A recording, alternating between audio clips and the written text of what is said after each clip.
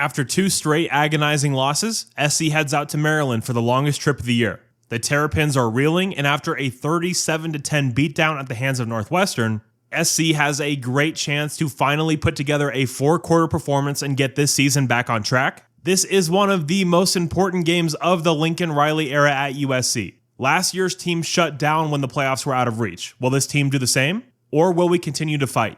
We'll talk about that all next in this week's game preview. It's USC, it's Maryland game preview number 7. Let's go.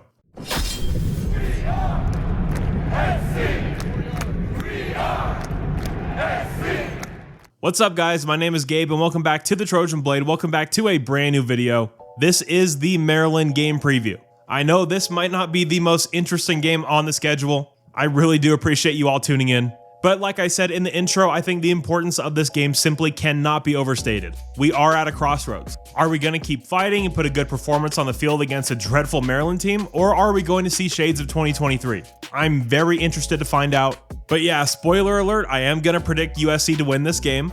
In my opinion, losing this game is close to a fireable offense. You already have one inexcusable loss on the schedule with Minnesota. We just can't lose this game, plain and simple. Honestly, if we look bad, I think that'll be a major red flag. Looking at the grand scheme of things this year, there is a lot to be positive about. This is a building year for us, but simply no excuses this week. There's also no excuse for you to not head over to PrizePicks.com and sign up with my code BLADE to receive a guaranteed $50 once you play $5 in lineups. It's simple, fast, and incredibly fun to select your lineups. This is the #1 daily fantasy sports app. And again, guys, an incredible offer when you sign up with my code BLADE. $50 guaranteed once you play $5 in lineups. This is what I'm rolling with this week. Really feel good about Ryan Williams hitting more than 67.5 receiving yards against Tennessee. And that Shedeur Sanders more than 302.5 passing yards seems like easy money. So the link to sign up with my code and the link to use my lineup are both down in the description. Thank you guys so much for being here. Let's get into this preview. All right, so let's meet the Terrapins. As always, we start with the head coach. Mike Locksley is the head man in College Park. He has had the best stretch of Maryland football in like the last 20 years under his watch, but this season has gone off the rails to the point that he's losing a segment of the fan base. They're 3-3 and their only wins are over UConn, Virginia, and Villanova, and that second half against Villanova was really bad. So yeah, you're starting to see some of that fire Locksley talk heat up in the Maryland fan base. But flipping over to the Terps offense, Josh Gaddis was the play caller for this offense. Of course, he's one of the worst OCs in the country. No clue how this guy continues to get work. But he is no longer calling plays. Stats-wise, this is the number 14 passing offense in the country, averaging 303 yards passing a game. Billy Edwards Jr. is the Terps quarterback. If we lose to a quarterback named Billy, I'm going to lose my goddamn mind. But he is having a nice year. There were major concerns about the quarterback spot in fall camp, but he's really came in and stabilized things for him. He's a big dude, listed at 6'3", 222, definitely more of a runner than a thrower, but he has taken some big strides as a passer this year. He was not effective against Northwestern, but this is a player that the analytics really like. 86.7 offensive grade on the year from PFF. That's really damn good. This offense is going to try to get the ball out very fast. There's a lot of motion, a lot of RPOs. However, the offensive line is very suspect in pass protection. They give up a ton of pressure, so this could be a great opportunity to finally get this pass rush going. Obviously, no Anthony Lucas, no Eric Gentry. So we're going to need to see guys like Cam Fountain, like Jahdae Abasiri, like Devin Tompkins. Those guys are going to get some extended run this week. And a struggling O-line is a great launching point to get these guys feeling good and confident. Now, the Trojan secondary is going to have their hands full this week with the wideout Ty Felton. He's got length, listed at 6'2", 181. He's got great burst off the line. They love to throw him the fade ball in the end zone. He's very skilled at both tracking the ball and boxing defenders out. Phenomenal hands as well. It'd be really nice to get Jacoby Covington back this week because that really feels like a perfect matchup for us out there. Do not want to see John Humphrey on this guy. And on your screen now is the list of receiving leaders in the Big Ten. And Ty is at the top of this list. So yeah, this guy is a legit weapon, big time player for the Terps.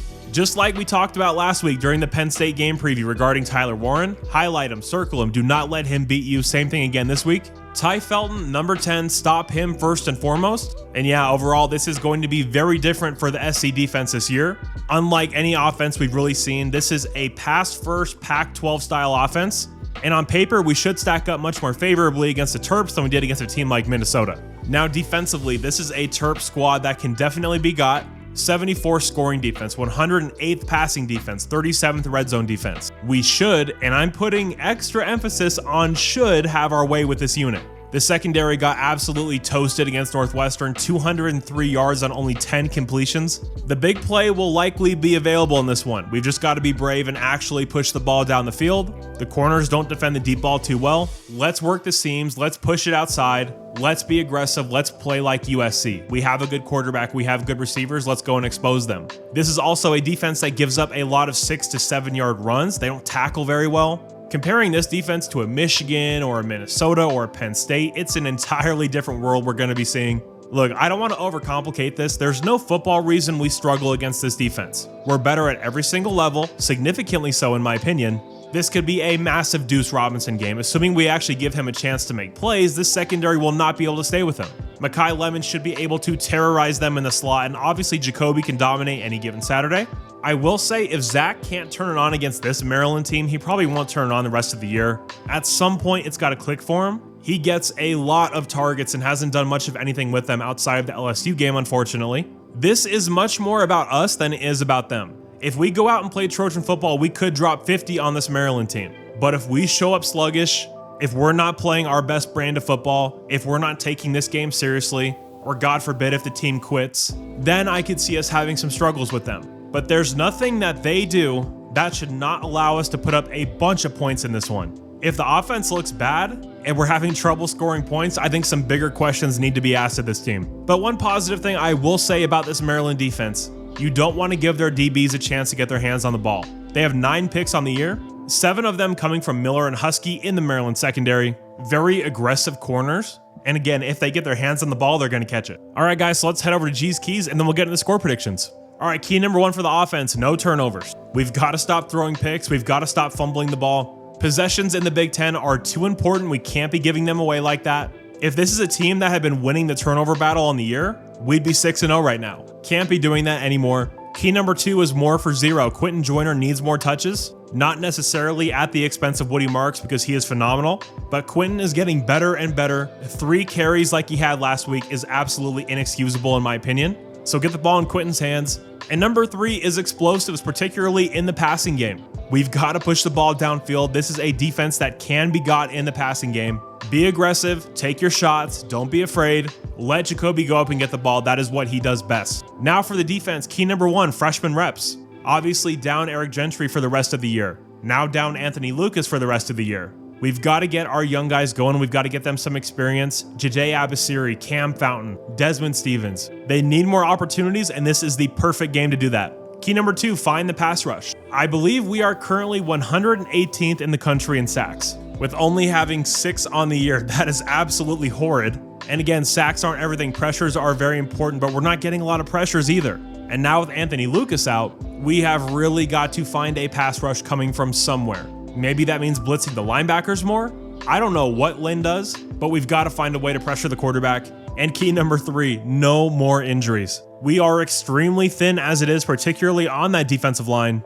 Any more injuries on that front and we're going to be in serious trouble if we're not already there. So yeah, stay healthy, please. All right, guys, those were G's Keys. Now let's get into score predictions. Okay, so there's a few things here. Firstly, I don't want to hear any excuses this week. I don't care that it's a long trip. I don't care that conference games are hard. I don't care that the officials are against us. I don't care about the injuries.